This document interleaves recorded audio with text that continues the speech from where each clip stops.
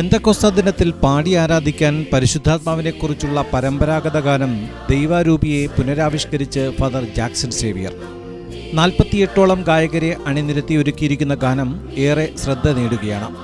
Father Thaddeus Aravindath എഴുതിയിരിക്കുന്ന വരികൾ programme ചെയ്തിരിക്കുന്നത് ഡാനി ഡാൻസിൽ ഫെർണാണ്ടസ് ആണ്.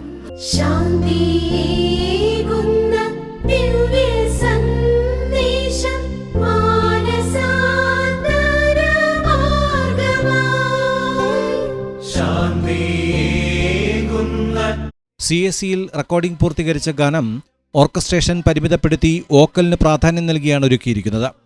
ക്രിസ്ത്യൻ സംഗീത ശാഖയിൽ വ്യത്യസ്തമായ ഒരുപിടി ഗാനങ്ങൾ ഒരുക്കിയ ജാക്സൺ അച്ഛൻ്റെ വ്യത്യസ്തമായൊരു സംരംഭമാണ് ഈ ഗാനവും.